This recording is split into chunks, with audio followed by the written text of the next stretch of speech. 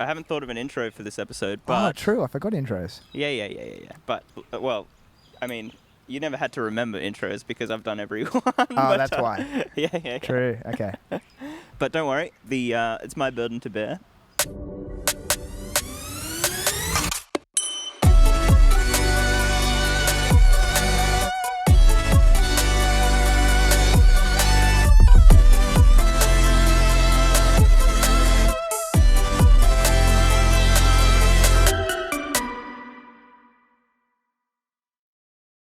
And we're back.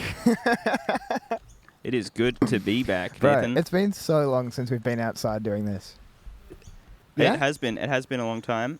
Shout out to my wingman, Nathan over here, on the little What, you got to talk into that one? aeroplane mic. Yeah. But you know. No, you got to take your other ones off. Yeah. Okay, you should explain why you're putting those on. Yeah. Hang on. I'm getting to the sponsorship part. All right. So I'd like to shout out Colin and Chamath Palihapitiya for sponsoring this episode. Isn't it David Sachs? And yeah. But like he's part of the. Is he? You know. Oh, did he? Well, okay, he's part of the podcast, which is on the Gotcha. program. So this is the call-in app that is our sponsor. We've been supplied with some very high-quality headset equipment. Yeah, very high quality. And it's definitely plugged in, and we're using it. So, so that's what we're using. I'm going to switch back to my other headphones. This is the podcast that can go more than $28 trillion into debt without having to run out of money. Ah, are you talking about Evergrande? No, I'm talking about the US government. Oh, okay. So Maybe it's not 20 trillion. 28.5 trillion. Okay, Yeah. gotcha. Yeah. That's a lot. So yeah, that was their limit for context. Yep. So they have a maximum Senate-approved limit of government debt, and essentially on the 18th, we saw Bitcoin having a massive run up because of the government debt. Yeah, because they might default. Because if they default, Which they won't go to, then the US dollar would be terrible. But the Republicans were like apparently closer than ever to not raising the debt ceiling. Oh, yeah. Because they don't, want more reckless spending forever. Yes. Because the whole idea is to make you stop and think, okay, maybe the government should be spending less money. But, there's a whole lot of economic reasons why it's not a massive issue. But anyway. Fair enough. It's made into more of an issue than it is, I think. It's true. It's a good talking point for the media. As long as you're growing GDP. But here's a little to little cover economics. Your interest payments. Essentially, you can keep growing government debt as long as you want, as long as you're growing GDP at a slightly faster rate. If you're growing GDP at 1% more than you're growing inflation and you're growing debt, then you're pretty much fine. Yeah. You can cover your interest payments and all this sort of stuff, right? Yeah. Which is something that Japan had a problem with. And right, okay. Because they have more debt than they can grow GDP by. Yeah. And then the debt just keeps ballooning. Yeah. And they can't, there's nothing they can do. So anyway. Interesting. Yeah, a little economics one for you. That's good. Started off nice and dry. Thank you. We'll get back to the high energy stuff in a minute. So for the moment, though, some news. Yeah, go for it. So I think that's a good way to get into the episode. I think so. Warm us up a bit. All right. So this one would have been a shock to you. I regret telling you yesterday. I felt a little pressured, actually. I'll be honest, into revealing it early. Okay. Just because you were sharing your segment. I was like, and then you weren't going to share your actual segment. I wasn't going to share it. You were just going to give me a little tidbit. I did give you a tidbit. So this is the first one. Trump is launching a social media company. Okay. I did see this yesterday afternoon after you told me. Yeah. So it went up so much that they stopped trading because of the volatility, apparently. Yeah. So it went up 160% after the announcement of it's a SPAC. Yes. So the name of the SPAC is Digital World Acquisition Corp. Okay. And the name of the company is TMTG. It is Trump Media and Technology Group. Nice. So Trump Media and Technology Group are launching. We got some fans in the background. They're launching Truth Social. Truth Social. Yeah. Whoa. There you go. Okay. Yeah, definitely get that. So, so TMTG is Trump's new app. Yep. and it has a $875 million merger valuation with a potential earnout of an additional $800 million in shares. So that puts a calculated value of $1.7 billion market cap. True. Jeez. So equity will be 1.7 at acquisition. And this is his company that's never generated any revenue. It's just an idea. Yeah. Isn't it? Well, it's brand new. It's you can pre-save it on the Apple App Store. So it's been like made.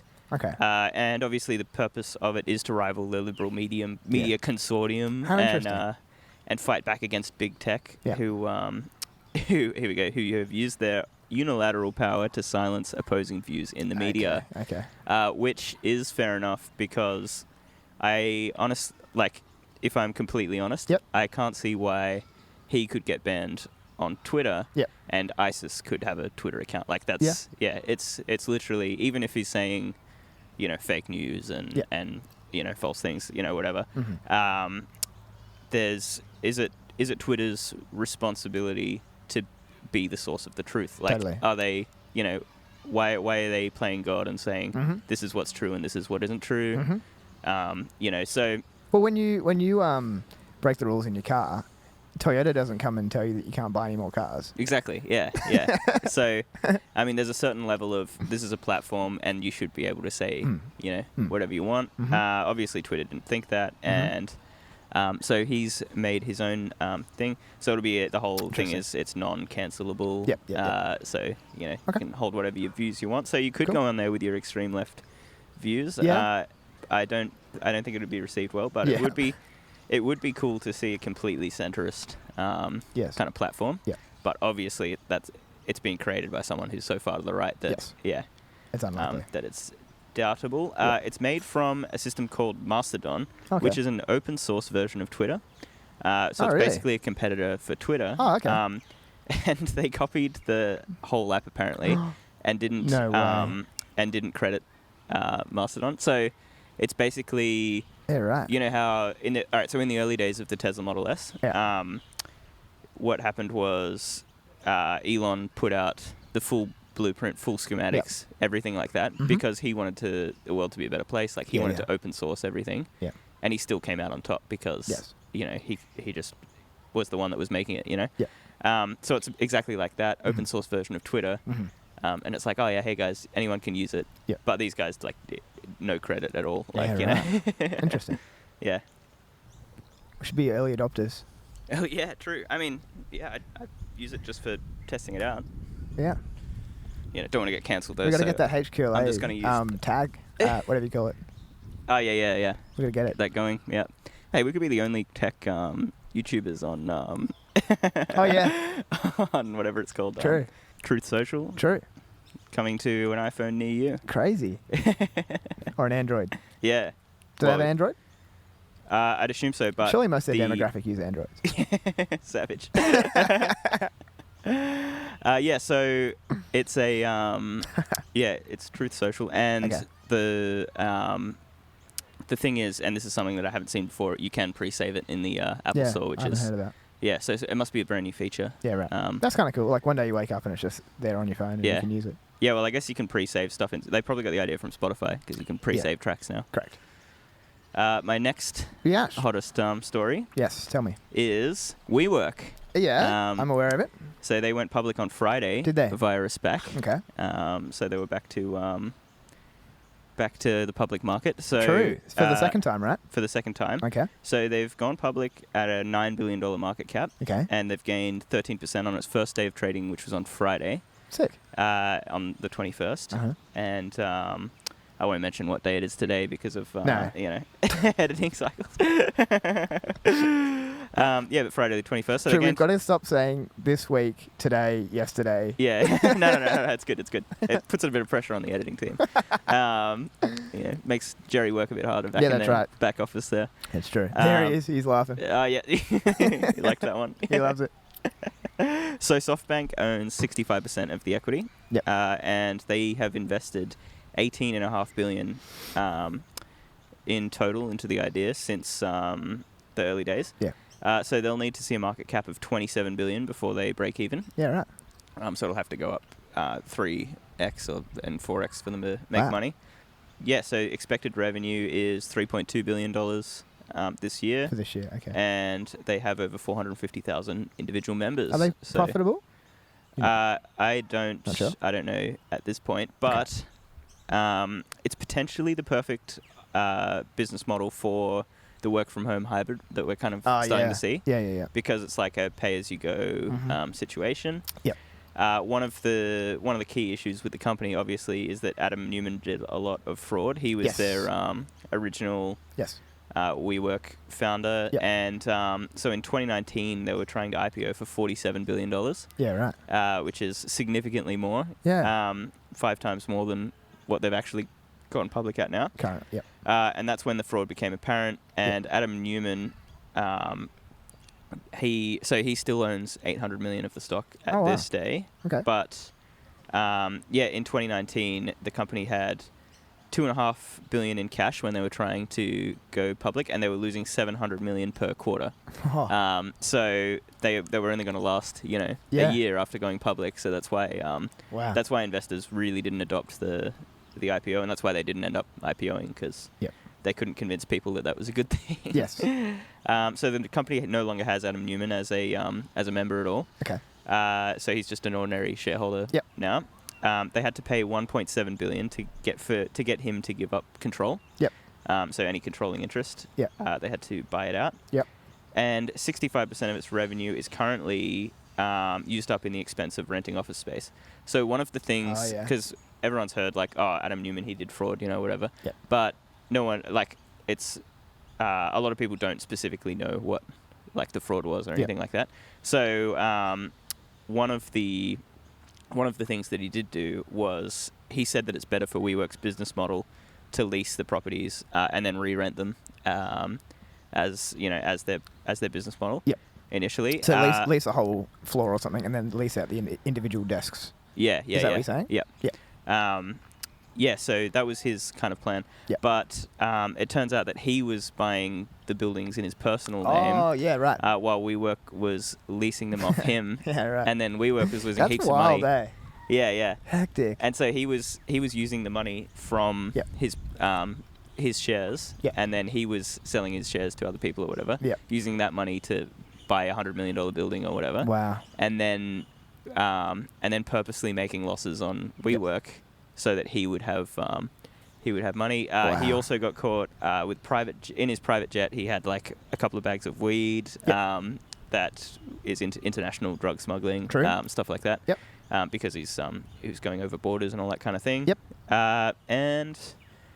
So he's a little bit of a party loose guy. Yeah. They've also turned off for cost control since he's left. They've turned off the bottomless tap beer. In the office. Yeah, so they had unlimited beer on tap, unlimited coffee on tap. So in all of their establishments, or whatever. Yeah. Really? That was a feature. Yeah, it was to make it a really cool place to work. Okay. They've got rid of it. And they've changed it with a 4 beer per day limit. Really? So which is still pretty cool. That's fine. Yeah. Yeah. I mean, if you get four beers for free at work every day. How much work are you really doing if you need more than 4 beers? Exactly. Yeah, so that's an interesting one. My third piece of news is that Pinterest is being taken over by PayPal. Ah, I did hear about that. There you go. True. I heard about everything, but I'm the one that's reporting on it, eh? Yeah, that's interesting. Yeah, they want to become like a mega app or whatever you call it. Yeah. Like Grab in Indonesia or whatever. Yes, Grab. So the whole idea is that... Look at this dog with his arm out the window. That seems funny. He's having a good time. Sorry, that was great. He's like a person. Yeah. He's like, there's this dog and he's like just hanging his arm out the window like he's sitting on the chair. Super funny. Yeah, it's good quality. Yes, PayPal, Pinterest. Yeah, so there will be a $45 billion acquisition. Where so they're both public, right? Yes, they're both public. Yep. So PayPal has a $282 billion market cap. Yep. And trades under PYPL. Yep. And they will buy PINS, PINS.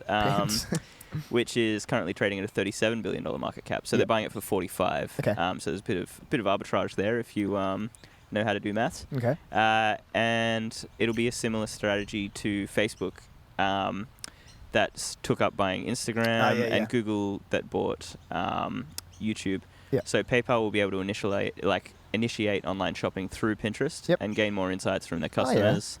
That's a good idea. And they'll fully own the customer People buying would process. do that, hey? There's some people who just scroll Pinterest constantly, right? Yeah. People who are building houses and stuff like that. And if you could look at something and then just click a couple of buttons and buy it, I reckon that's pretty good. Yeah. Yeah, true. Yeah, and... should get on that. Yeah, definitely, yeah. Well, the whole idea is, they'll make it a full online shopping integrated with PayPal, and payments will be done through PayPal. So, yeah. Great. Good on them. Good on them indeed. And that is all three of my hot news topics.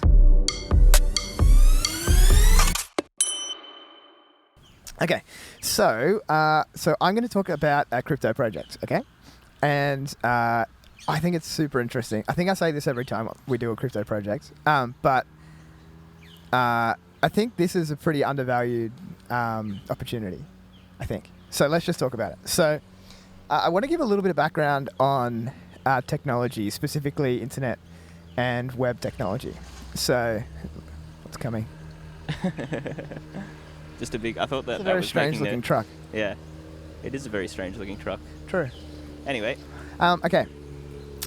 So I'll give you a really quick overview of major technological revolutions within the last 80 years within 80?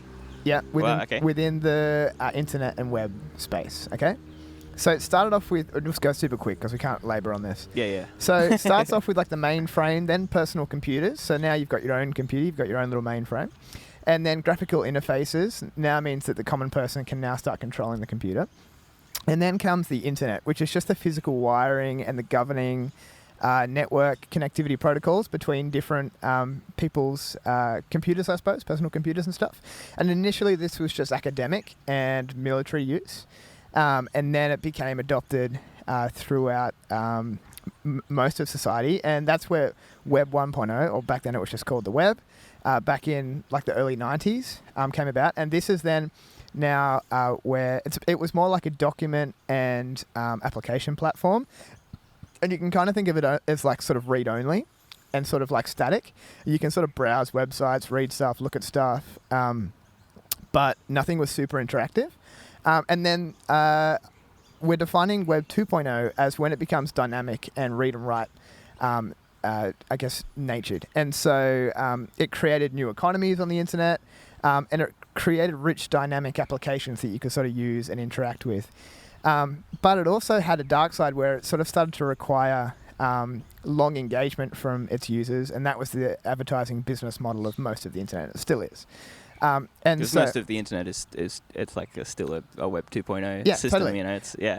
Exactly. And so a large percentage of it. And so examples of that is Facebook and Spotify and Airbnb. All of these have two-way interaction. You're dealing with another person. There's the business in between, which is the intermediary. There's things where the chicks like to just sit down and eat on their little the tables. Chicks like to sit down.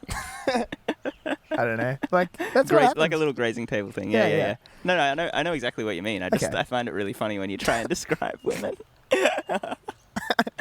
The chicks like to sit down and like a baby shower. Yeah. Okay, so yes, two-way interactions and two-way interactions is dynamic, it's rich applications, and the issue is the marketing. The business model is advertising and having people stay on their websites for as long as possible, engaging with it. Yeah. And then the way they kind of get people to come back or engage is creating content that not necessarily makes you happy, but often maybe makes you a little bit enraged, right?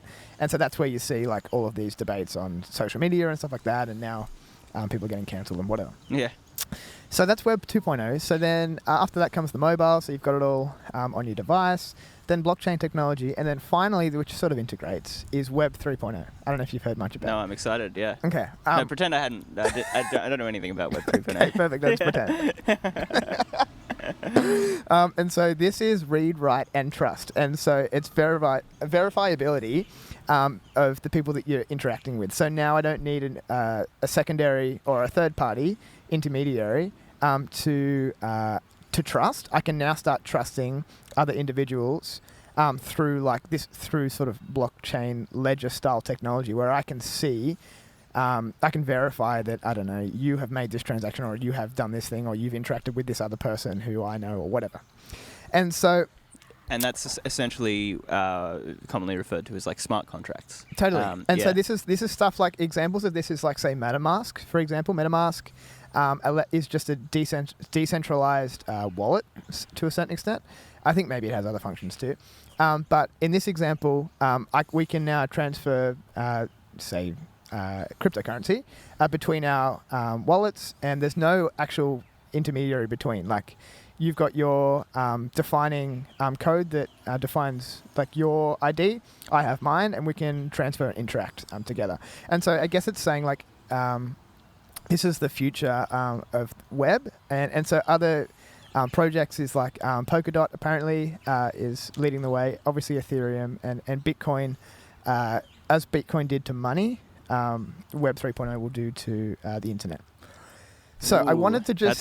That's a good little catchphrase. I like that. I wanted to just like give a really quick overview of how that's progressed, to just try and provide some background that makes a bit more sense as to what this particular crypto project is trying to do in their space. So let's jump into it. So Polymath is the... At this point, it's hard to describe what it is. It's the company, crypto project. It's also the token that I'm going to talk about. So Polymath is the name of the company. Their token, which is on the Ethereum network, is Poly, P-O-L-Y, which shouldn't be confused with Polygon, which has the ticker Matic. Okay. And that's unrelated. Okay, I think I've heard of the Polygon and yeah, Matic. It's a much higher ranked crypto. Right, but we're talking about Polygraph. Polymath. Polymath, sorry. If it wasn't confusing enough. Just cut out that bit where I said polygraph. Okay, so Polymath, Poly is the ticker and it's the token, and as I said, it's on the Ethereum ecosystem. So, two founders in this particular project. The first one's named Chris Huser, and he's got a Bachelor of Arts, majoring in history. A little bit unusual. He then went on to do JD Law program over in the US. You love the Juris Doctors. Yeah, it's kind of cool. And then this is a very That's strange... what Betsy Cohen did, didn't she? no, I don't think it was so. someone else. It was someone. Yeah. And so then he went on, after he finished his law degree, he went on to be a Canadian soldier for 12 years. Wow. This guy named Chris, right? Okay. And then he was an associate lawyer practicing commercial litigation and securities law for about 4 years. And then in 2017, he founded Polymath. So that's a bit strange. He has a very interesting background. I think what to take away from that is he does have securities law background, and so he understands the process, which we'll dive into in a second. He understands the process of managing, and particularly the legal side of like financial securities and financial instruments and financial assets, and how the legislation works for that. So that's kind of cool. And so second founder, his name's Trevor Koverko, and he had a business degree. That's what he did, and he was a fifth round draft pick for the New York Rangers hockey team. Oh, okay. Okay. See, remember when we were talking about Solana? Yeah. And you were concerned that the founder surfed. Look at it. Now you're bringing me this random soldier dude. And the pro hockey player. The pro hockey player. Yeah, it's not looking good. You want programmers. And so, obviously, anyone can do it. So then after his hockey career, which I think all of these pro sports, particularly in the US, don't last that long. You get to being 25, 26, and yeah, too old.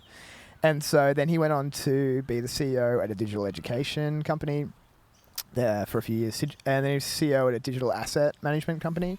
He was a co-founder of a real estate capital management company. And he invested in like a royalty management company, building technologies company, and a couple of crypto companies and projects. So I guess a bit of background in the industry there. Now, on February 8th, so he founded Polymath in 2017 with Chris. But I'll just jump forward for a sec. February 8th, 2021, he resigned from his role as CEO. He was acting as CEO at Polymath. And then it came out about a month later, at March 14th, 21. He was actually arrested on charges of sexual assault of a minor. Oh. And he deleted Twitter, and both the Polymath website and his LinkedIn have no mention of their relationship. Wow. So unless you dive into it, you can't actually tell that he was the founder. they've If you cut go him onto the out, Polymath website, it just says Chris is the co-founder, but it doesn't show who the other founder is. Right. For obvious reasons. Yeah. Anyway, so that's some of the dirty laundry. It is what it is. You know, people are crazy. People do silly things. Yeah. So they've got 44 employees to give a bit of gauge of scale. And so I'll talk a little bit about the currency itself. So the current price is about 95 cents. This is all in AUD. And the market cap is $600 million, which ranks it at 144. Yep. And a new metric that we haven't talked about before is market dominance, Ooh. which is just really simply the market cap of that particular project divided by the total market cap of the crypto market. And so it's got 0.02%, very small. To give a bit more of gauge of scale, Nano is almost $1 billion market cap, sits at 117 rank and 0.03%, similar market dominance. Yep. And then what do we talk about? Solana is getting close to 80 billion market cap, which puts it at number 6. I think it was a little bit higher before, wasn't it? It was number 7 when we talked about it. Okay, there you go. It's up a little bit. It's moving up. Yeah. 2.3% market dominance, and then just full gauge of scale. Bitcoin, $1.5 trillion market cap. Yep. It's had a good run recently, obviously number 1, and it's 46%. 46%. Market dominance. Yeah. So almost 50% of the market is Bitcoin, which is interesting. There's one thing that's interesting about Bitcoin is there's almost no, like, you can make whatever blockchain you want. You can make something better. You can make something 1,000,000 times better. Yeah. It pretty much just seems like people are going to say, oh yeah, Bitcoin. Yeah, Bitcoin. yeah. So yeah. I don't know. I genuinely don't know why it's the dominant one. Yep. But well, it was the first, right? Yeah, it's the first, but like, yeah, but it's got no qualities which would make it. Yeah, I get what you're saying. It seems a bit irrational, right? Definitely, yeah. But people are irrational. Yeah. People keep talking about it, so people keep thinking that it's stable, I guess, or that it's the best or something. Yeah, and I would say it's probably the word Bitcoin is more popular than the word cryptocurrency. Yeah. So when people say, oh, what type of Bitcoin have you got? You know, that's like a very, you know. Correct. There's a lot of misinformation. Not misinformation, but misunderstanding, I would say. Yeah. People who, like, I've probably been asked 2 or 3 times when people sort of say, like, is Bitcoin or is crypto like a stock? Yeah, and don't really understand the difference between that sort of stuff as well. Yeah. And so, you can't expect people to be making rational decisions when they're asking stuff like that. Yeah, definitely, yeah. Which, if you're asking that question, that's totally fine. And I'm more than happy to answer it. And so, circulating supply is 625 million poly, with their max supply being 1 billion. So it's a bit over half of their total supply at the moment. That's still a bit locked up. And all-time high is $2.22. And it's down 60% from that now at almost $1. And all-time low was 0.01 cent, which was in March 2020. Keeping in mind that this went live at the end of 2017.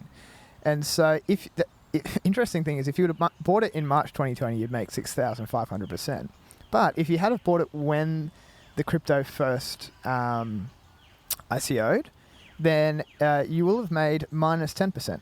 Oh, right. So that's interesting. Yeah. So they had a initial crypto offering of, I guess it was like $1 or so. Yeah, and currently it's like 95 cents. With a market cap of 650 million or something like that. Well, I don't know how many were in circulation. Right, okay. Yeah, right. Probably a lot less. I don't know what their starting circulation was. Right, okay. To calculate that. Okay. Yeah. So let's talk about the solution, the problem that they're trying to solve. So financial securities, I think I mentioned it earlier, is basically, it's a financial instrument that holds some sort of monetary value. What's going on there? There's a little spider on my Oh, true. on my mic. Got to be careful, eh? Yeah. We're outside again. True. Out in the elements, Wildlife. under a big tree. You got to be careful. Sometimes the big spiders drop out of these. And so it's tell me if I'm right here. So financial security could be described as a financial instrument that holds some monetary value.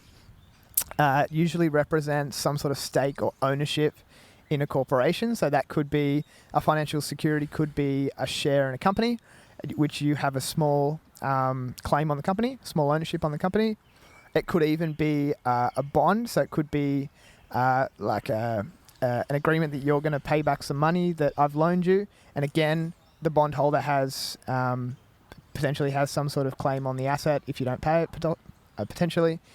So you were describing a security, not to flex, but as someone who's worked in securitization, which is the long word for security. Obviously. So a security can really easily be defined as by liquidity. So if you securitize something, you're making it tradable, there's a market for it, and there's liquidity, which just means that you can buy and sell it as much as you want. That's a security. So, so it makes some sort of asset liquid. Yes, and so in order to trade something, you can like with this table, right? Yep. If you had a massive amount of tables, and then you made a tables market on on an exchange, and you said this bond has 5,000 tables in it, and it's going to trade for $100, then that's a securitized pool of assets of tables. So no, that's good. Yeah. Okay, that's fair. Yeah. And so your bond, your piece of paper, just represents 5,000 tables that you've got claim over or exactly. ownership or something. Yeah. Okay, great. So we're saying it represents a part ownership or something of an asset. It makes it liquid. It makes it tradable. It also means that you can get a loan against the asset. So so something securitizable is something you can get a loan against. So a mortgage is a securitized asset. Yep. But a mortgage isn't a house. A mortgage is a piece of paper with a claim over the house. And it's an asset for the it's not the asset for the person who has the loan though, right? It's an asset for the bank. An asset for the person that buys the loan in the end. Yeah. And for the bank, But the whole thing with that is, so if you just have a house or whatever, it's not a security because it's not easily tradable on a marketplace. Yeah. So that's good. So I think we've talked about it a bit. And so basically this particular company is trying to disrupt this industry with their blockchain technology. So let's talk about the timeline. And as we do, I'll get into some of the details. So in January 2018, it launched its first smart contract on Ethereum, as I mentioned. And so it launches, it calls its token ST20. So we talked about ERC20 tokens. Yep. So this is called ST20 token, and it's just a standardization for their security tokens. And so in this test, it was on the Ethereum testnet, so they can create like a substitute small network that replicates the Ethereum network, and they can test things without having monetary value. And so you'll hear sometimes, if you're reading white papers and stuff like that, when they're testing particular projects, they'll do it on the Cardano testnet or the Ethereum testnet, and then it'll change when it goes live to the Ethereum mainnet, which is the functioning full network. And so one of the products they offer is a thing called Token Studio Dap. And so what that allows, or what that facilitates is it facilitates the ability to be able to create a token that represents some sort of asset. So it allows you to create a security token, and it allows anyone to do it. So instead of saying, come and speak to us and we'll create a set of tokens for you to represent some asset, we're creating a platform and you can do it. It's self-service. Yeah. Okay, so it's kind of cool. Yeah. And so it's developable. Correct. Yeah. Correct. And so the ST20 token, as I said, it's essentially an ERC20 token, which, do you remember what that stands for? ERC20? Yeah, we talked about this. Ethereum reputable coin. No, request for comment, remember? Ethereum request for comment? Okay, all right. And so it's basically that standardization, which is the main standard on the Ethereum network for their smart contract tokens. But it has a small change, which is there was a bunch of mandatory guidelines that defines basically the template for these ERC20 tokens. And it was total supply, balance of, transfer from, approve, and allowance. And basically those attributes make up the functionality of the tokens. This one removes two. It removes transfer and transfer from, and just replaces it with verify transfer, which makes it more flexible. So they can do things like they can whitelist between particular senders and receivers inherent in the token. They can see transfers over a certain amount are prohibited, or under a certain amount. Partial token transfers could be prohibited. And certain addresses could be blacklisted. So it just creates some additional functionality that works for what they're trying to do, which is create financial securities. Yep. So then later, so in July 2018, the Security Token Roundtable in Barbados formed. So the idea here was it was to set out to address the lack of standardization. And so it was a group of industry professionals. This is very external to Polymath at the moment. Yeah. And they got together. It was developers, lawyers, transfer agents, exchanges, just industry thought leaders. And they were basically trying to come up with what could the standardized security token look like. What do we need to have inherent within the template that makes it legally binding and functional for the purpose that we're trying to sort of use it for. Yeah. So in August 2018, they went live on the Ethereum mainnet with their ST20 token. And then in September 2018, the initial draft for ERC 1400, which was the template token that they came up with in the roundtable, that was the initial draft. So basically, there was a lack of consistency that was significantly increasing friction for both customers and like custodians and exchanges. And so the group that formed the roundtable was trying to get rid of this. And so they set a bunch of standards around compliance, how to document handling and notification, token controls, sort of set certain permissions for forced transfers and stuff like that. And also partial fungibility, which it says here that it improves transparency for investors of their ownership rights. So it makes your ownership rights slightly different to the ownership right of someone else. So it's slightly unique, but still a fungible product. Yep. And we all know what fungible means from NFTs. Yeah, so fungible just means there's no difference between the thing that you own and the thing that I own. Like they're interchangeable. It's like a commodity, right? Yeah. And so partial fungibility means they're kind of the same, but there's like one slight difference that makes it unique. Yeah. And so they wanted to apply jurisdictional laws from across the globe, and so that it would be able to support things like public equity, bonds, which we've mentioned, and then other things like real estate, property investing, and even artwork. And so in May 2019, so 6 months later or so, 8 months, the announcement for Polymesh blockchain was initiated. Yep. So up until this point, they've created their own security-specific token, which was ST20. Yep. Which was very similar to ERC20, which is the standardization on the Ethereum chain. And then they realized that there was still too many different types of security tokens. There's other projects trying to do it as well. Yeah. And so they came together, they created ERC 1400. And then, so that was now bringing some standardization to the industry. Wow, can you hear that? Yeah. Is that an SQ7? Yeah. Yeah. Dang, it's brand new. SQ7. Burbling. Yeah, it sounds so good. It's just like idling.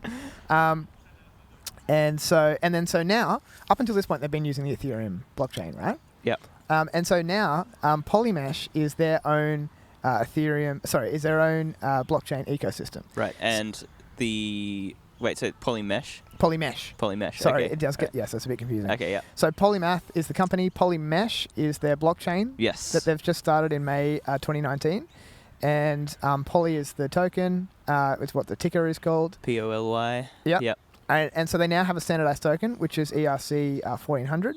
And so Polymesh was a collaboration with Polymath and a guy named Charles Hoskinson, who we have spoken about before. Here we go. And he's one of the founders of Ethereum. And he started IOHK, which is Input Output Hong Kong, which is that website with the riddles, like the squiggly stuff. Yeah. And great so, website. Yeah. And so they're the main project leaders of Cardano, is him and his corporation, which is IOHK, which we've talked about. And so they said that the Ethereum chain, so they're now trying to figure out, okay, maybe we need to put this on our own chain. Excuse me. And so the Ethereum chain was missing some crucial, more like regulatory elements, because obviously this space is super regulated, right? It's probably what makes it somewhat hard for like a smaller investor to get into, is all the regulation around ownership of certain securities. And so, which obviously is probably required, but, and so there was 4 things that the Ethereum blockchain didn't give that they needed, which was confidentiality. It didn't, which was protecting information while still accurately reporting and auditing the process. Another attribute was identity. So, on the Polymesh blockchain, no individual can transact without valid identity. And so that's where KYC comes in, which is know your customer. Know your customer, yeah. And so they have specific service providers for that you have to validate your identity through. And this mitigates a thing that we haven't talked about before, which is called Sybil resistance, which is SYBIL. Okay. And all this means is someone or a group gaining disproportionate influence, disproportionately large influence, due to like a whole bunch of fake identities. Yeah, right. Because you're not defining it as just one person; it can be anyone. Yeah. And so they get rid of that problem. They needed some specific governance, so that the operation and governance structure of the blockchain could be curated to protect the assets. And they needed a whole bunch of compliance attributes as well, which allowed smart extensions to be added that enforce jurisdictional rules that relate to certain holders' locations, physical locations and stuff like that. Yeah. So the chain is POS. Do you remember what that stands for? POS? Proof of stake? Yes. So that's called the consensus mechanism. And so it's very similar to what we've talked about in previous projects, so nothing new here. And so authorized validators, they stake it. A validator could be... Oh. I was trying really hard not to say point of sale. Yeah, true. That's probably the more common one, I suppose. Yeah. POS, proof of stake. Proof of stake is the consensus mechanism, as you said. And the token on the new blockchain is called POLYX. POLYX. Okay. So now we're faced with a situation where, and this is very recent, we have Poly on the Ethereum blockchain and POLYX on the Polymesh blockchain. Okay. And so, as I said, authorized validators, which the key here is authorized validators. Not anyone can be a validator. Again, because of certain compliance reasons.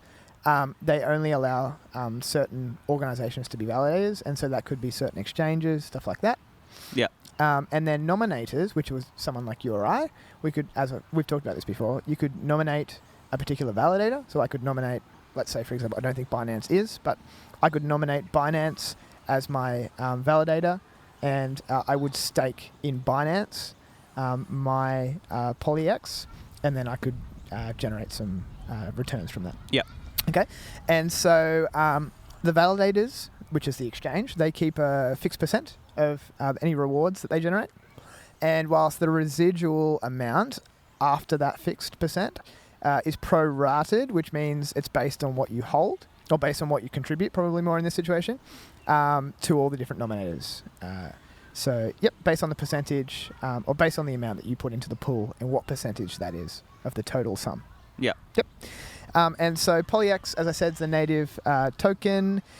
So they're faced with the problem here. All of their diehard fans and everybody else owns Poly on the Ethereum network. And then they're about to start a new chain with a whole new currency. And so the problem with that is that anyone who holds the old one would be very worried that would just totally depreciate in value, right? Yeah, okay, yeah. Because all their new technology is going into this new project. Yeah, right? for sure. Yep. So for that reason, for the next year at least, they've said, Poly can be swapped one for one for POLYX. Ah, yeah, okay. So that mitigates That's that how they problem. get that, yeah. And so they use what's called a bridging function, because I think it does get a little bit complicated. I don't know the technicalities, but you're changing from, you're trying to get two chains that don't talk to each other to say, yes, this person's... Because you've got to... Okay, so when you've got Poly, you send it to a burn wallet. Yep. So that that's now out of circulation. Yep. And then that chain, being the Ethereum chain, has to speak to the Polymesh chain and say, oh, he's actually burnt it, he or she, is now able to have 10. If you burn 10, you could now have 10 POLYX tokens. And so there's a little intermediary step that that Polymath are put in place. So you would call that interoperability, Nathan? Yeah, well, it's a lack of interoperability that means they need to have a bridging function that does that. Yep. Yeah, that's right. We can't talk about crypto without talking about interoperability. It's like we can't talk about anything without talking about Chamath. Yeah, exactly. And so they have a network treasury. I used to like treasuries, not so much anymore. No, we don't like treasuries anymore. And so, as I said, so Poly has a total maximum supply of 1 billion tokens, with I think 650 million in circulation at the moment. And so they're assumed that most of those will bridge over to POLYX, 1 for 1.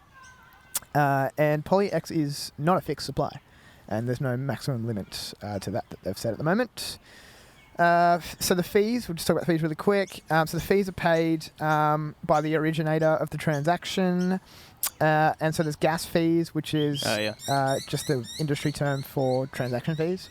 And so that's a product of the transaction size and complexity, which is a bit ambiguous. Sorry, I couldn't give you a particular figure, but that's what they say. It's like a product, so it's related to the size of the transaction and the complexity, which gets super ambiguous then. I don't know what percentage it is. Sure. Yeah.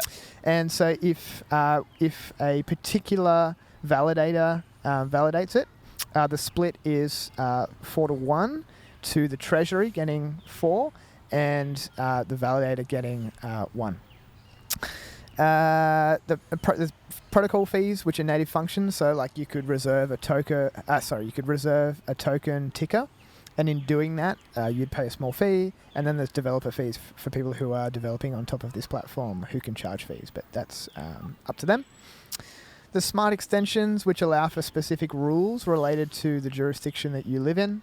If you're an Australian buying X security, we can create all these additional rules that are required in your area, particular record keeping, capital distribution, whatever it is.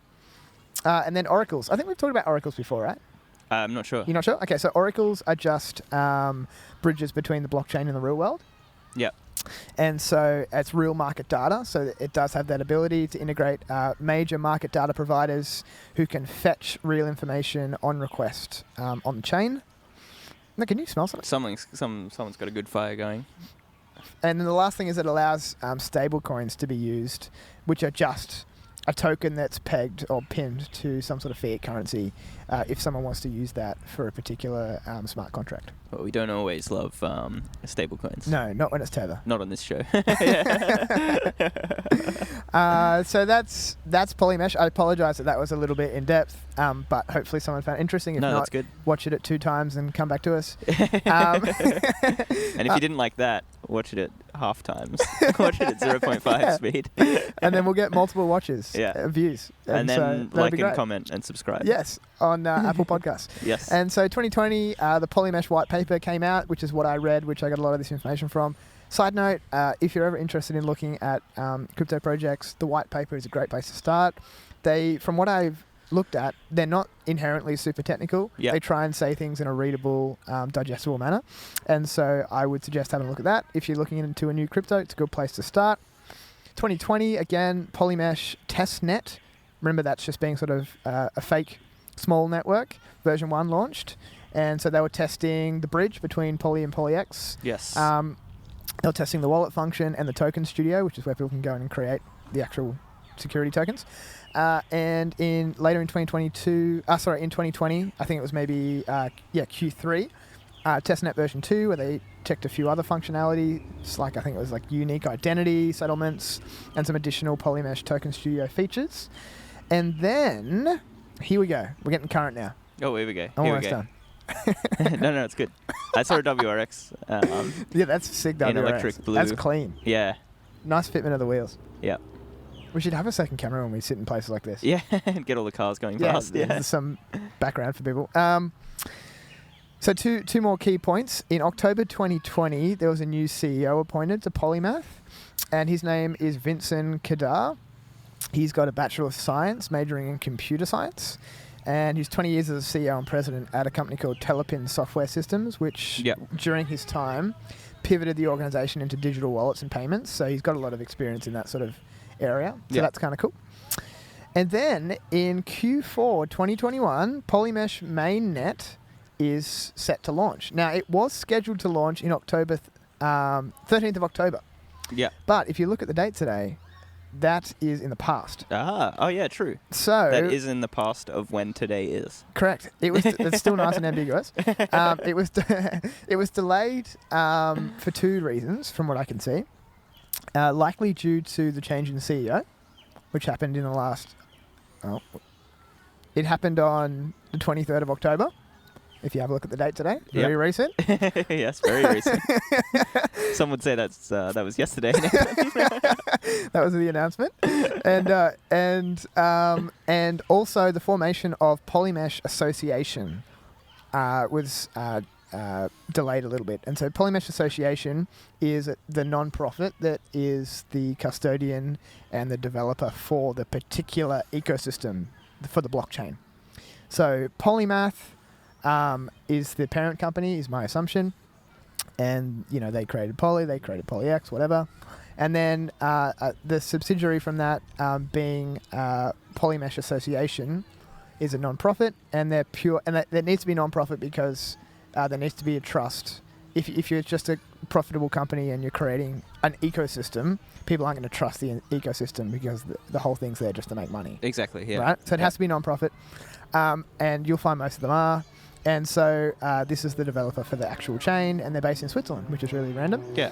And so 2 use case examples very quickly. I'm sorry, this is taking so long. No. It's it's what we do.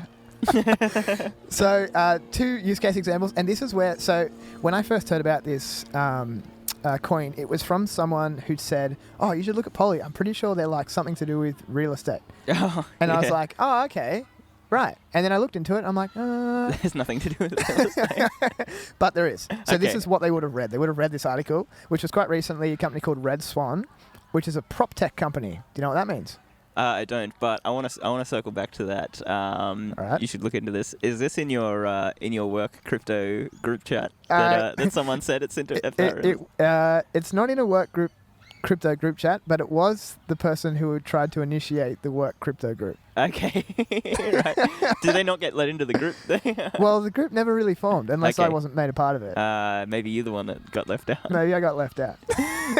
But no, he gave me like these tips. He's like, you gotta look into like Poly, whatever. And I was like, okay, I looked into it, and so this is why he thought it was real estate. Let's come back around the. Oh, jeez, you would too if you were driving that. For sure. You're looking for a park, I guess. No, there's a park right there. Yeah, there's heaps. Yeah. Just sick. Surely they can hear that. I'll crank that right up.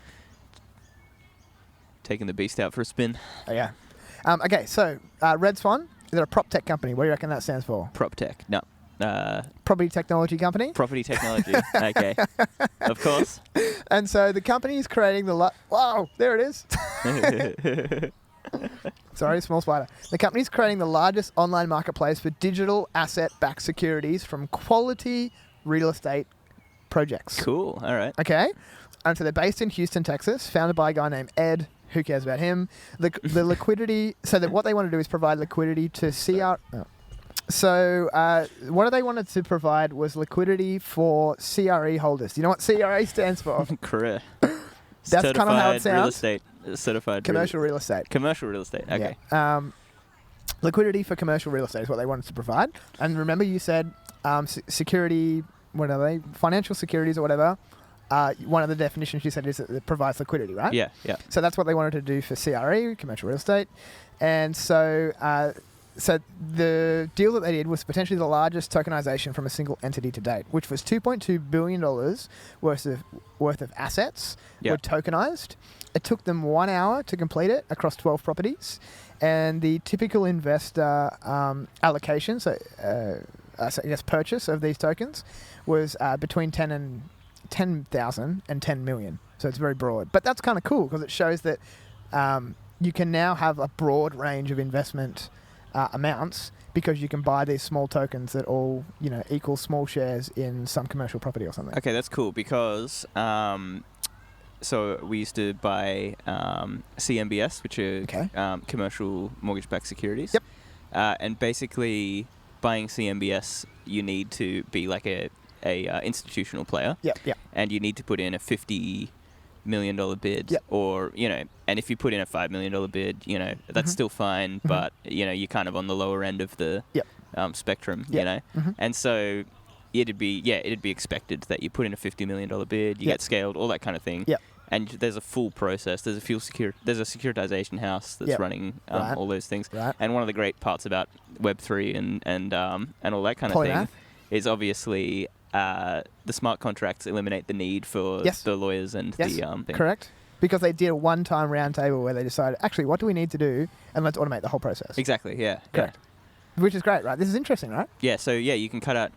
It's Web3 is amazing because you can cut out bankers, lawyers, accountants. Who needs them? Well, yeah. I mean, it's definitely the future because Great. Okay, cool. And Yeah. so the other example, this one is funny, and I've got a few photos, and I'm going to show you 2 photos. I've put them in our little shared file thing. Okay, great. Jerry. Yeah. Check that out later, editor. Okay, so Market Lend. Have you ever heard of Market Lend? Market Lend. No. Turns out to be a Sydney-based company. This is their other case study. They've got a couple of case studies on the website. This is where I got these from. And so Market Lend is a marketplace lending for SMEs. You know what that stands for? Small to medium enterprises. Nailed it. And so what they want to do is raise capital. And so they do that through accessing capital markets, which is like sort of long-term debt markets for investors on their platform.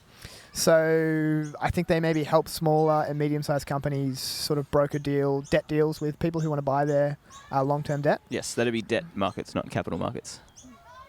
What? Oh, it's all good. You said capital No, markets. clarify. Okay, so capital markets and debt markets are 2 separate things. Oh, really? But yes. What's the difference? Well, capital markets are buying equities and shares and buying the equity part of the balance sheet, Okay. and debt markets are buying the debt part of the balance sheet. Oh, interesting. And so, Okay, gotcha. Yeah. Okay, Anyway, so it's more specific than that. Yep. I just assumed capital markets with just any long-term assets. But Yeah. it's No, not. you got They're assets separate. you got assets on one side of the balance sheet, obviously, And debt and then obviously there's 2 markets which make What do you up call the short-term back end. debt market? That's the short-term debt market. Oh, really? Yeah. So money market. Money market. Yeah. Right. Yeah. Interesting. Okay. So- I feel like maybe I was told wrong in a lecture. Oh, okay. All good. Keep going. Okay, so Polymath do a white label service. So if anyone's ever tried to make a product or something, all that means is a manufacturer manufactures their own products with their stickers on them, or you can approach them to manufacture a large quantity, and they'll do the same manufacturing process, and they'll do it without any of their stickers on them, and you can put your own branding on it and call it your own product, right? Yeah. And so that would be, you go to Aldi and you buy flake corns, and it's actually cornflakes, but the same company's just rebranded it, and Aldi sell it. Not sure if that's what they do, but that's a good example. And so that's what they did in this situation. So Market Lend wanted to start using this tokenization of their securities, but they didn't want to do it themselves. They didn't want to go through the process, so they just basically made an agreement where they signed. They called it signed a white label agreement, and so they deposited a certain amount of poly, which is kind of interesting, into their white label account, and then Polymath did the work for them. Yep. And so it took them 4 weeks to implement the technology into what they do, and they've done 890 loans that have been issued using this technology, which is about $376 million USD worth. And so here's something interesting. So Market Lend, which I was just talking about, they created some tokens for Tyndall Capital. I think which you mean is Tinder. No. Tyndall Capital, which is Market Lend's parent company. Okay. Okay? And so they created, it says on the website, they created 3 corporate loans from the Market Lend platform. And so Tyndall Capital, I looked it up, right? This is really interesting. So I just typed it in. You can do it yourself. Tyndall, Tyndall, Capital, Pty Ltd, right? And if you have a look, here's my screenshot of Google, right? Yep. Now, when you type it in, their website comes up, which is there, tyndallcapital.com. And if we look over They're in Manly. if you look over at their location, we might blur it out possibly, and I won't say it.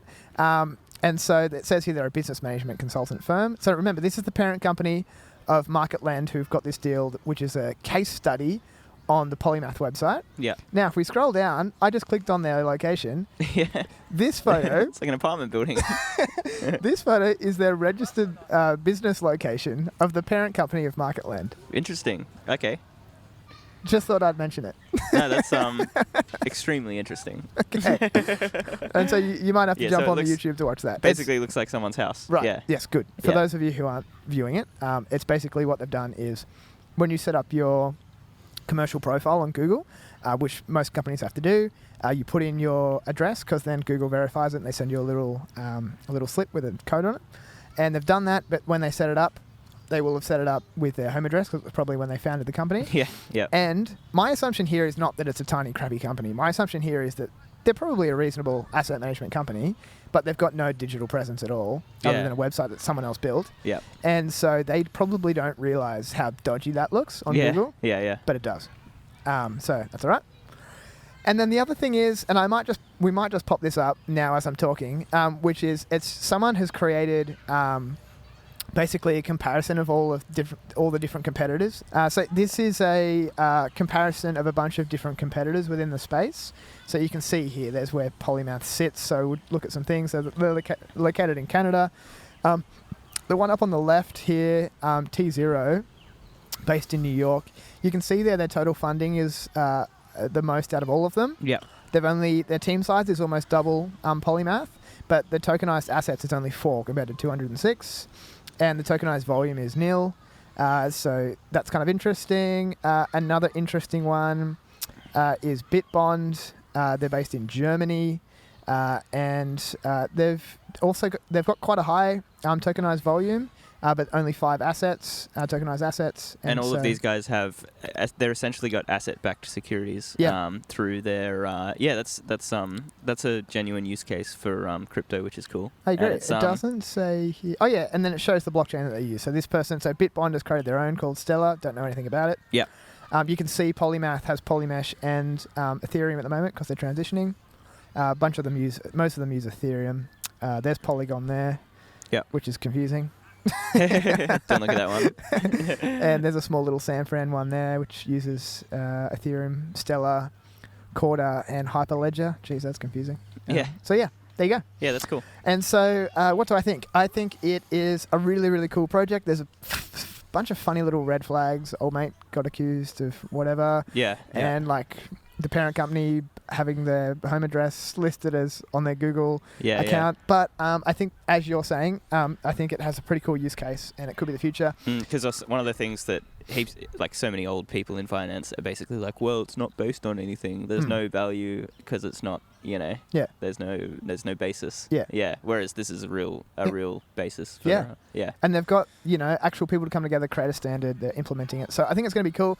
If you listen to the founder talk, Chris, he says things like he thinks once there's some adoption, regulators won't only accept this, but they'll mandate this across certain asset classes. And that's a very big statement. That's a huge statement. And if that comes true, then it's worth owning a little bit of this. So it is what it is. So you can currently buy Poly if you want to jump in today. You can buy that on any exchange like Binance, for example. And then you will have to go through the process of bridging it across to POLYX at some point. We don't actually know how that works yet because it's not live. By the time this comes out, it probably will be. Alternative, and then the key here is get POLYX if you want. Get POLYX, so bridge it over, get POLYX, and then stake that, and then you should make some returns. So, yeah. Excellent. Thank you. Very good. Alrighty. So my segment's not going to be too segmented. What a good start. We're red hot right up in here. I got too much heat on the opening statement. I got too excited. Okay, so Nathan, today. Yes. I'm going to be talking about the 3 hottest future unicorns. Oh my God. How is this going to take 15 minutes? This is trust me, it's only a quick breakdown. Okay. Now 3 hottest unicorns. What's a unicorn? So, Nathan, a unicorn. Yes, unicorn. What is that? That's something which IPOs for $1 billion. Whoa. Okay. So, or over $1 billion. Okay, so it gets to that value. So, if we go back in history, we saw, I think in the 1990s, there was one unicorn. Oh, wow. And then, and then 2 and 3 and 4, kind of by the early 2000s, in 1999 area, where we had the big tech .com bubble. There it is, yeah. So, in that case, only, not many market caps were above $1 billion. Yeah. And since then, we've seen numerous, Facebook, companies like that. Yes, companies like that, yep. And plenty of companies which have unicorned. Yep. So, and now we see we see a unicorn every couple of months. Like stuff like Snowflake last year, and what's that? Was that Lemonade? One of those. Lemonade, yes. One of those original companies. Could I say something about Lemonade? Yeah. Because you brought it up. I think maybe Lemonade was good. I don't own it anymore. And I think that's good because I think Tesla is the future, and Tesla are doing their own insurance. Oh, okay. And so I think that removes a lot of the TAM, total addressable market, for Lemonade. So good call on my behalf there. Well done. But that's just me. Like, I mean, Lemonade's still cool. Like, they'll do house insurance and stuff. So, but yeah. Yeah, just for car related. For sure. So what's one of the biggest problems with living in a home? Let's say that. I live in a home. Yeah. Biggest problem we have is timing of showers in the morning between the three of us, I'd say. Okay, so that's not going to be what it's about. Okay. I was going to say paying rent. So that's my problem that I'm bringing up. Great. But what's the problem with... All right, so how do you avoid paying rent when living in a home? How do you avoid paying rent? You don't pay it. No. You buy. So, so what's the problem with buying a house though? They're expensive. They're very expensive. Yes, got that one. There it is. And you have to put down a big deposit. You've got to put down a big deposit. So you've got to save up a lot of money. You've got to save up a lot of money. Yeah. Or if you don't, then you have to pay lender's mortgage insurance. That's right, LMI. So in Australia, if you put down less than 20%, which means your LVR is 80 or above 80. Yes. Which is loan to value ratio. Yes, good. That means that you will have issues with paying LMI, which is super expensive because if you default, it's a problem. Whereas if you own 20% of the equity yourself, it's way better. Now you can put down 10%, and there's certain conditions. Maybe you could get a guarantor or something. Yeah, guarantors as well. So it's definitely difficult. Yeah, I'll agree with that. Definitely. Yep. So one of the advantages of that, though, usually. And I'm going to say this as a general statement because it seems to be true from what I've seen. Okay. It's usually cheaper to pay a mortgage than it is to pay rent. Yeah, you said that to me the other day, and I had never thought of that, but you could totally be right. I've never... Well, it's from what I've seen in banking, it's definitely true. Good, okay. And what that means is, and it's particularly truer in higher cost of living areas, I would say... Yeah. I would say we probably qualify as a higher cost of living city, not a very high cost of living city, but like a higher, we are higher than average, cost of living area. But so anyway, in those areas, usually there's a lot of demand for housing, and what will happen is you'll pay. So here you'll pay a $1,200 mortgage on a $500K property or something like that per month. Yep. But you can rent it out at $500 per week. Yes, that's and then right. you make it. And that's a lot more. But if you're on the receiving end of that, where you're trying to pay it. Yeah. And so then, that makes sense. Yeah, and you'll pay your insurance, and you'll pay your strata if it's an apartment, all that kind of thing. Yep. And at the end of the day, the cost will probably be $1,500 to the landlord, and then he'll make a $500 profit essentially. Okay. And so with all of the repayments and all that kind of thing. And that's just kind of the general business model of being a landlord. And it's huge. It's cash flow positive at the moment. Yes. And so anyway, in this scenario though, this first startup is called Divi Homes. Divi Homes, okay. So Divi Homes, you pay a 1 to 2% deposit, and you pay rent, but your rent goes to Divi, and 25% of the rental payment goes towards the savings of the home. Oh, that's cool. So. It's very helpful for people that can't get mortgages. They can't save up a deposit, but they've still got a solid, a solid enough history of paying rent. Yes. And so, you know, so they've probably got a good credit rating and stuff. Yeah, absolutely. Yep. And so they started in 2017. Okay. They started purchasing this is Divi, and they started purchasing houses in 2018. Yep. They've purchased a few thousand homes so far, and they primarily focus not on San Francisco. It's an American company. Yep. They don't focus on San Francisco and New York. They buy in Dallas and Houston and Austin and stuff like that, or they're like a little out of the main city areas and like in the suburbs, that kind of thing. Yeah. And the house prices will range from 150K to 350K. So like it's targeting a certain market, obviously. Definitely. And the average purchase price is 250K. Okay. And so, yeah, so like you might be thinking, okay, so they're buying these thousands of homes. Yeah. They have these lower quality renters. Yes. Isn't this the credit problem? Isn't this the GFC all over again? Ah. Right? 1% deposits, loose credit checks, that kind of thing. Yep. But this isn't the same because the money that you pay towards your rent is basically 75% of the money is being used and paid into like as though it's your rent essentially, and then 25% of it is going to that savings thing. Yes. And anyway, with that, as in, so 25% of it is reducing the amount that you owe. Yes, but let's say you don't like pay it. Let's say you have to get evicted. A lot of people stop paying it. That kind of thing.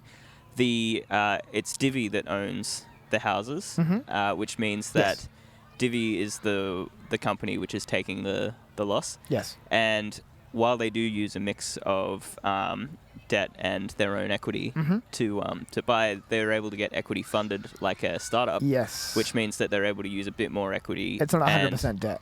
Yeah, and so so it's not completely passed through. So they're able to use a lot of their startup capital that they've raised to actually purchase the homes. Yes.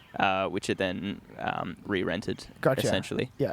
And it's a very sticky product because people want to continue to own their home, like they don't want to. Well, you live in it. Yeah. And it's treated as a savings account. So instead of rewriting the title deeds and all that kind of stuff every time you make a repayment, it's like that. You're getting. So the 25% goes towards your little savings account. Yeah. And that goes towards buying the house one day. Is that right? Yeah. So Seems what like happens that would take absolutely forever. Yeah. Well, yeah, but the difference as well is that so on a $150,000 home in Texas, you would normally pay a monthly rent of $1,000 per month, right? Mm-hmm. And a landlord would normally pay. A landlord would normally pay $700 in costs in their insurance and their mortgage repayments and interest and everything like that, right? Yeah.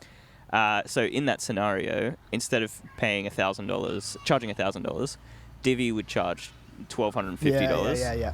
And basically $250 or $300 of that, whatever 25% is, would go towards that amount. So you're paying more for your rent, but you're also getting the opportunity to purchase, and then what happens there is Divi's kind of making the same spread that a landlord would make. Yes, I get it. So okay. I wonder what happens if you're a renter and you live in the house for 2 years and you save up 10 grand, and then you move out. Do they give you the 10 grand? Yeah, well, I'm not 100% sure, but it can be a rhetorical question. I think that they said that they treat it. So I watched a This Week in Startups with Jason Calacanis. Okay, yeah. And that's how I got this info, and it was with the founder. Okay. And she said that it's treated as though it's a savings account. Okay. So you have a savings account with the Bank of Divvy. So it's basically like I would assume that you could move into a different Divvy if you're still using the service. You could probably move into a different home and you build equity on that home instead. Yes. Or you might be able to just move out and possibly just take your savings. Yeah.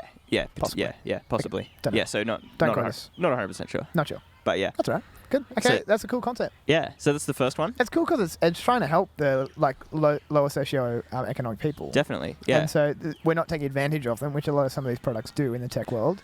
So that's cool. Yeah, definitely. Yeah. So it's a good one, and and the founder was talking about how, she had immigrant parents, and they when they got here, and they were finally able to get a home loan, Oh, cool. and finally got it took a huge, massive issue trying to get a home loan, and then repayments on the home, all that kind of thing. And then when they retired, like, that was their primary wealth. That was their, that was their 500K of net worth, like, essentially, because so like a lot of these, so that's an important part of the American dream. Yeah, definitely.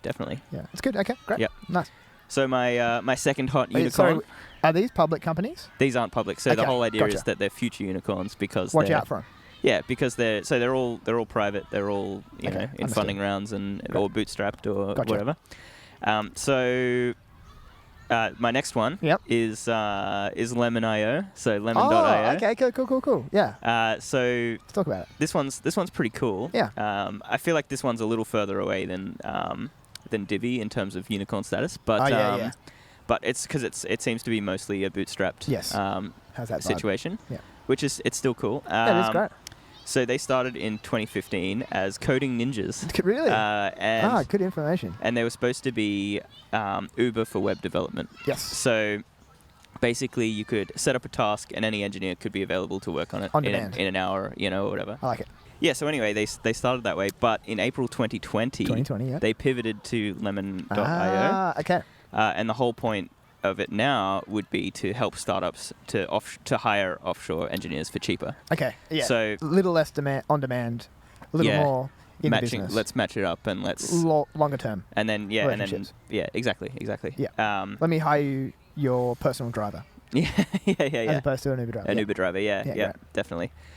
So they currently make $640,000 a month, and they're on track to $640,000 USD per month. In revenue. Oh, okay. And they're on track. Numbers? Yeah, well, yeah, and they're on track to making $1 million by the end of the a month by the end of the year. $1 million a month by the end of the year. Yeah. So it's a startup. It's not. No, sorry. Yeah. More than I make.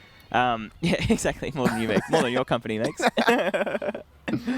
Yeah. So they're making that 640, and then a year ago or whatever, I think they were making tens of thousands of dollars. Totally. Per month, so it's pretty rapid growth. Yes, incredible. So they currently charge $45 to $80 an hour, and they'll match you up with a pre-vetted developer. Yeah. So they'd make a huge spread on that, surely, because this is USD, right? Yeah. Yeah. Jeez. Yeah. So if they get someone really good and they charge $80 an hour, because these are likely not American people, right? Yeah. I think a lot of them are. I think it's like a bit of Eastern European stuff. Yes. I think the founder is Russian or something. So I think it's that kind of vibe. Mm-hmm. But if he can pay them a huge rate of $25 an hour for them. Yeah, which is massive. Then and he can charge $40 to $80 depending on their skills. I guess it's win-win. That's fine. Yeah. And obviously, he's got to run a company that totally that does everything. Yeah. So there's also a custom pricing on a more expensive CTO, which you can hire as well. Really? So you can hire your own offshore chief technical officer. Sick. Which is great. They run them all through English as a second language. They run them through tests. They vet them. Yeah, and they also run them through all of the standard interview stuff that you would. Okay. So they do all that. They do all the HR stuff for you. Yeah, because obviously you find a random one on Fiverr, or Upwork or whatever. There's no guarantees. It's I don't think there is. Is there? I don't know. Maybe you get your money back if you don't like it, but yeah, still sounds painful. I like it. One of the interesting stories that the founder Alexander Volodarsky had was that he said that he made a horrible decision, raising $60,000 for 17% equity in the company. I think that was sometime between 2015 and now, right. but yeah, he got rid of 17% to raise 60K, and now he's making 640K in revenue per month. So it's kind of like it might not have needed it, but it's hard to say. I recommend going to their website. It's pretty nice. I think it's pretty well designed. Nice. Yeah, definitely. That's Lemon.io. Sick. Not to be confused with lemonade. Not to be confused with lemonade. All right, my next one. Number 3. So we all know that lithium mining is bad for the environment, right? Okay. You're digging up a stuff. natural resource. Shouldn't be digging. Shouldn't be digging. And you know, what's with all the batteries that we've got lying around? They go I to literally just threw some in the bin. exactly. So they go to a landfill once they're used up. Yep. It's you know, it's not usable. It's not recyclable. Nope. And you know, once they decay, you know, it's like it's a not useful thing, right? You know. Great. However, you know, it's great to have batteries on the side of your house or on the top of your office because solar power, right? Yes. Yeah, you want to hold that. So you want to store solar power. Yep. Because you generate so much solar power during the middle of the day. Yeah, when you're right? not there. So that's the big problem, right? Yeah. Or if you're even if you're in the office and all the lights are on and all that kind of thing. Yep. You're still generating way excess power from your solar panels. Yes. Because and then like, okay, how to use it? You have to have batteries to store the power because you got to, you know, at 5 p.m. if it's dark or if it's a bit more dark than 12, and the sun's already kind of past where the solar panels are useful. You still want to be able to turn the lights on. You know? So then it's like, okay, do you connect back to mains? Do you what do you do? Have a battery, that kind of thing? Yep. You know, lithium batteries. It's good. It's I'm coming to a point. Don't worry. Okay, gotcha. So yeah, they're obviously they generate peak energy in the middle of the day. Yep. When the sun's the hottest and the most direct and the straight on it and all that kind of thing. Yes. So in Israel, 20% of energy use is actually used up by cooling systems. And air conditioning. I can imagine. At peak demand, the number is 40%. Ooh. So 40% of energy use. And air conditioning use actually remains high until 9 p.m. I can imagine. Peaks at 6 p.m. Yeah. So Nostromo is the name of this startup, and how do you spell it? And what they do, it's a real word, and it's a real word. It's a real word, yeah. As in, like, other than the name of the company. Yeah, so I think it's I think it's like an actual. I don't know what it is, but it's an actual thing. It's spelled N-O-S. Don't laugh at me. Nostromo. And it's the name of this Israeli startup. Yep. And what they do is that they use huge ice bricks to freeze water when there's excess energy. And so the solar power is used to freeze the water when it's generating the most energy in the middle of the day. Oh. And then as the day goes on, the water's gradually unfrozen and used in the air conditioning systems. And so you don't need a battery. So you don't need a battery. Oh. Because water batteries. Yeah, so the whole thing is that there are things on the roof which you might not know the specific name. So they're called chillers, and the things on the roof, they spin around at the top of an air conditioning system. And what a chiller does is it's basically a fan, and it uses electricity to cool water from the mains water into cooler water or whatever the water supply is. Okay. So what in Israel, it takes 12 degrees seawater and it turns it into 7 degrees seawater. Understood. And then it pumps it around the building. Yep. And then that's what's used in each air conditioner. Oh, really? And then what happens is, as it's pumped around the building... Is this how all air conditioners work? I believe so, yeah. I wouldn't know. I trust you. Yeah, I think so, yeah.